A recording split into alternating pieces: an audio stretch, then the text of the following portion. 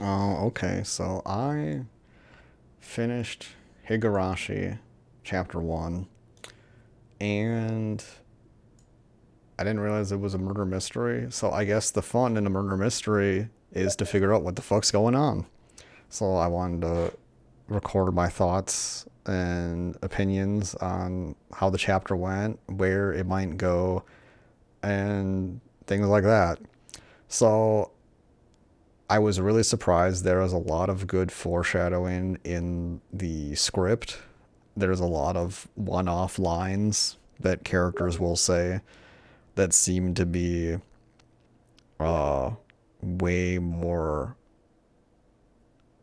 important or almost prophetic. One line in particular that sticks out is from a purple hair girl, Rika, Furede. I don't fucking know. I don't know Japanese people. She like tells main guy like, "Hey, don't lose that bat or hold on to that bat," and it seems interesting. Like, why would she say that?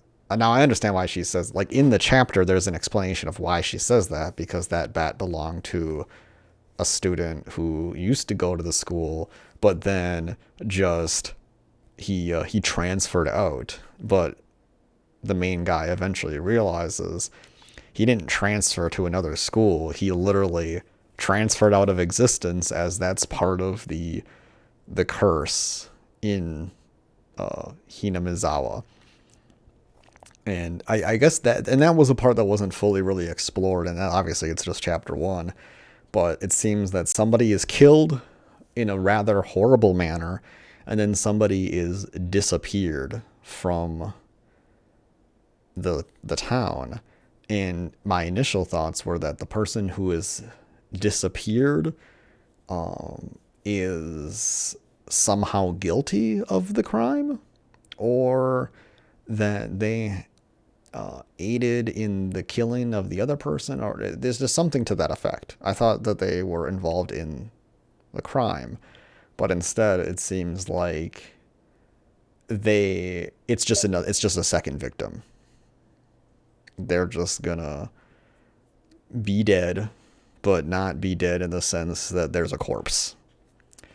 So that was interesting to find out because I assume the person who was demoned away was Keiichi, the main guy, but it might have been the girl with no name who is revealed to have a name in one of the extra segments. I think it was like Takano. Yeah. So it was I fucking the end, the like last three chapters of this chapter, which should be called a book, not a chapter. Chapters within chapters, thank you. The last three chapters of this were fucking wild. This was a really good read. Like, I never thought that it was gonna have the conversations that I wanted between the characters to happen. I thought it was gonna basically leave those for later. And I thought the main character was gonna be too beta. But this story, in terms of having a main protagonist breakdown, was really well written. And I've read like main character going crazy kind of things before, and I wouldn't say the prose is very good. I mean, it's a translation, so it's obviously not going to be that good. But the story is pretty good, and the way the visual novel reads is edited very well. So, what I mean by that is that usually visual novels will have a box, and in the box there is the text. And when you press the go forward button, the box will fill with all the text, and then you read it. In Higurashi, the text will proceed up until the point that they want you to have it for certain sound cues to come in. So, for example, there will be a time when maybe a character is appearing out their window, and it'll be like, I look to the window, and it'll be like dot, dot, dot, and then you'll press the advance button, and then we'll go to the next chunk of dialogue, the chunk of text, and it'll say something like, oh, and then I saw her face. And then it'll be like dot dot dot, and you'll press it again, sobbing in the rain, dot dot dot. Like it will be intentionally slowed down to create a kind of pacing for the player to experience through editing, which isn't something I've seen in a visual novel before, which is pretty impressive given that Higurashi is such an old visual novel. And so I don't know if that was a part of the original or if that was something that was edited in later, but I think it is an impressive accomplishment. It does feel awkward because I have to be honest, I wasn't too invested in a lot of the slice of life sections, so I wanted to like hammer through the text, and the game, unless you're doing the skip function, doesn't really facilitate that. But I guess, yeah, it was just fucking wild. I guess I'm just gonna talk about spoilers. Like, main guy just like straight up says like, you guys fucking killed this other person, like you guys have connection to these murders, like why have you not said anything? And then like I kind of thought the game wouldn't, like they would just ignore him or something, but like no, like Mion is just like, oh, she's kind of just like, oh yeah, like I should have killed that guy, he like told you too much information, I should have killed him, earlier, now I'm gonna definitely kill him. Like there's just so much setup to ponder in chapter 1 when you get done with it.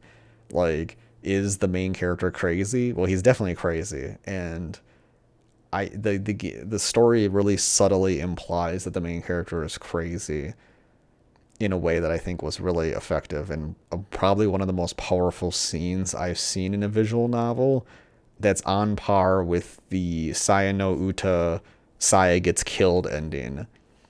So in that ending, Saya is like limping towards the main character of Saya no Uta, and she's like dying, and she's basically trying to spend her like last moments like touching main character, but like that is told to the player from the perspective of a human who doesn't see Saya as a little lolly girl, but instead sees her as the horrible monster that she is. So, and you can't hear what she's saying because you don't speak Cthulhu, and it's tragic, and but it's also good because she's a horrible monster, wants to kill everything. So it's very tragic. It's bittersweet, and it needs to be done, but it causes you to briefly for a moment question the brutality of what is happening in the moment. That being said, the scene in Higurashi that made me have a similar feeling to that scene from Saya no Uta is Rena is visiting, and she's like, I want to come in and make dinner for you, but the conversation is very slowly built up to be threatening. So at this point, we've seen Rena like turn into another person and be very cold and frightening and just fucking scary. And a lady had just called the house and is like, oh, is your mom home? And Keiichi's like, oh no, she's not here right now. And then he's like, oh shit, now they know I'm alone. So he's like panicking. And then Rena shows up and she's like, oh, I want to help you make dinner. Like, you're not going to have it. And then she reveals to him, like, when you were shopping earlier with your family, I was behind you. And you can go read that extra side story. And the feeling that Keiichi has is basically that there's somebody like behind him, and he can almost hear their breathing and he can feel their presence, but he can't turn around and see them. And that is an experience he has when he first comes home, and he at one point, not when he first comes home, but he comes home at some point and he's like, somebody, I just felt it, somebody passed through the doorway with me, and somebody's there, and I can turn around. And he like tries to slam something, and he slams the bookshelf or something in the entranceway, and it's all busted up. So that was pretty wild. So Rena is shown to be fucking terrifying at this point, and main guy keeps the door latched, and she's like trying to peer in, like, let me in, I want to like make you dinner, and she's like crazy looking. And then he like tries to like slam the door, he like pushes her back and tries to slam the door shut, but her like fingers are caught in the door. And then this is where the story gets like crazy, because the main character sounds like he's fucking insane. and he gets back on the phone with Oishi-san, and Oishi is like, "Oh, you've only been gone like a minute," and the conversation with Rena was like at 15 minutes at least. So it's like, what? Like, what the fuck just happened? Like, how did only a minute pass? Like that, something isn't making sense, right? And then main character is like looking out the window, and you see a picture of like Rena outside, and she's like crying and standing there, and he can like read her mouth, like what she's saying, and she's like repeating something over and over again, and she's saying sorry in Japanese. She's saying gomen gomen gomen gomen gomen masai. I don't know what the fuck it is, but she's saying that over and over again. And that was the point that I kind of had a perspective change, and instead of Keiichi's friends being like secret demons who are like evil, it seemed like they were just normal people who were temporarily being possessed by demons and to do bad things. And I think Rena, like, the demon like got rid of her, like let go, and then Rena was like, standing there like, oh, like I had to do this horrible thing and now I'm miserable, and she's so sorry that like sorry just for everything, for the harassment and whatever. I'm not too sure if that's the case, because like with the way the personality change happens, it seems like the demon is the true Rena. If she is a demon, I don't know. That's another part of the thing. Is like, is it that the main guy is crazy? Like maybe Rena and them, maybe he's just misinterpreting things. Like maybe he's just like legit fucking crazy. And Rena came over. I'm gonna make food for you. And instead, he's like, no, bitch, get away. And Rena's just like, oh, you're hurting my hands, and oh no, like maybe that her crying in the rain was to signify that like Keiichi here was actually the crazy person, but we don't see it from anyone else's perspective. So like it justifies, crushing her fingers in the door. But like, because it's the art is pretty effective. It's pretty evocative, where she's just like standing there crying in the rain, and it's just like it just feels so sad because you don't know who the real Rena is. You don't know what's causing her to be fucking crazy, and the game essentially gaslights the player into believing that Rena and Mion and them are stalking him and are crazy. But like you don't have evidence of that. But they draw these moments like pretty well, where it's like legitimately like, dude, she's just like fucking, she's in the doorway listening to me talking mad shit about her. So there's a great concern there. So I guess my predictions are, I already know. So I know the story has like some time loops or some shit. I thought what I thought was going to happen was that it was going to start right from the beginning, and then there was going to be like some kind of divergence, and then it was going to start over again, and then we were getting an explanation of like why it was looping. But I already played like 10 minutes of the first of chapter 2 just because I wanted to know what was going on, and it seems like the story is like everything's the normal except like I don't know how much Keiichi knows about the foreman getting murdered in the new one. But I guess what I think is going to happen is that there's going to be the first 4 arcs or chapters are going to be like the first one is like main character kind of goes crazy, but you see why he goes crazy. And then one of them is going to be fucking Mion goes crazy. Another one's going to be Rena goes crazy. And then the last one's going to be fucking somebody else goes crazy. And everybody ends up dead. And then in the answer, I mean, there's 4 answer arcs. Like, what the fuck's gonna... One of the little girls, I mean, considering that Rika does the Shrine Maiden thing, and her family died, and Sakoto, her family's dead too, and her brother's dead, and she doesn't say anything. Like, those 2 little girls are more suspicious, I think, than Rena and Mion to a high degree. And the first chapter didn't really implicate them too much. I wouldn't be surprised if Rika or somebody is like some like a vessel or like an avatar for the Oya Shirasima, the curse. I guess I should say if I think it's a curse, if I think the main character's crazy, if there's a methane gas. I kind of hope there isn't like a complete explanation, or if there is, I hope it's satisfying. When you write a story based on a mystery, solving the mystery is always more interesting than the solution. So you have to, that's really going to test the writing quality of the author to have that be the case.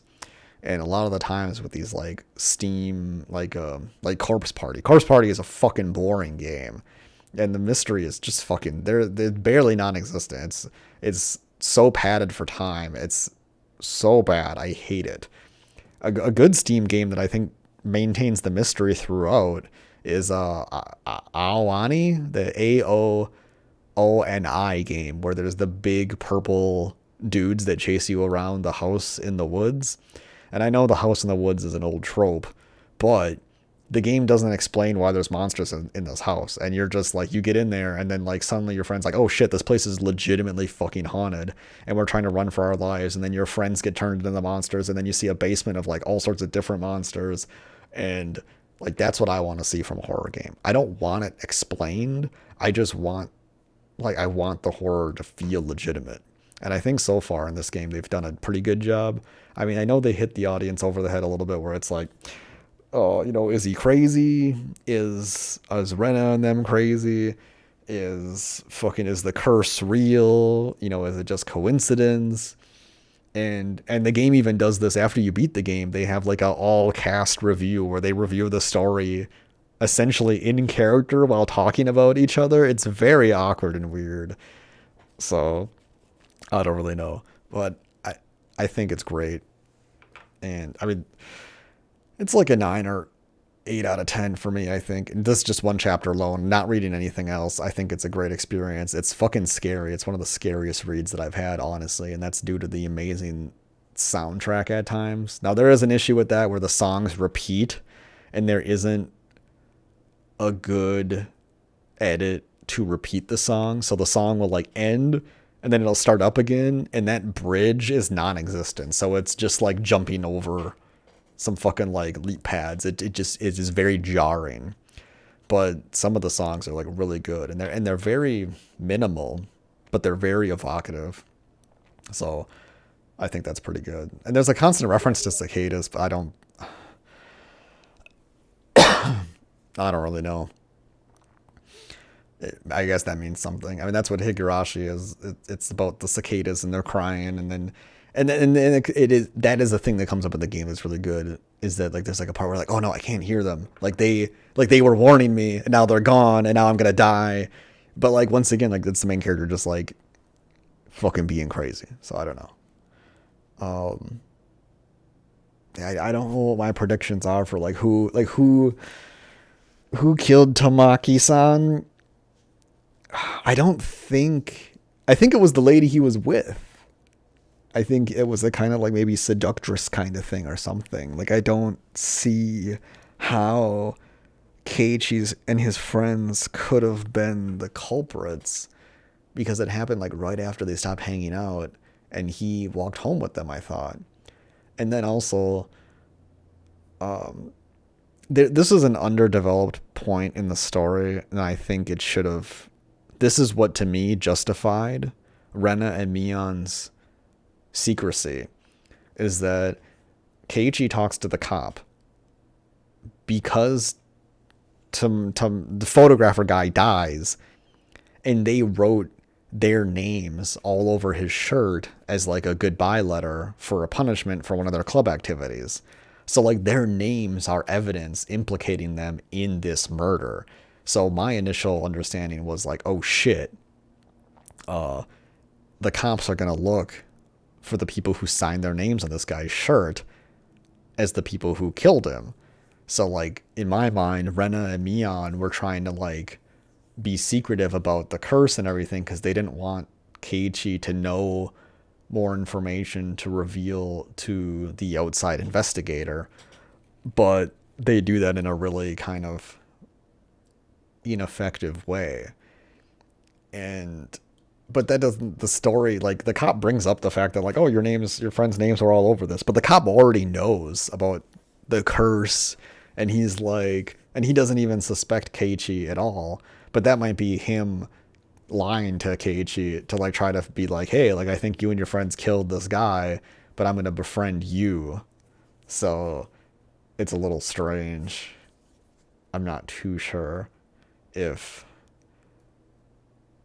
that was what the concern was. But once again, you only get one piece of the story here, and it's a very confused piece. Keiichi is a fucking lunatic. The voice acting was great. So, yeah, those are my thoughts.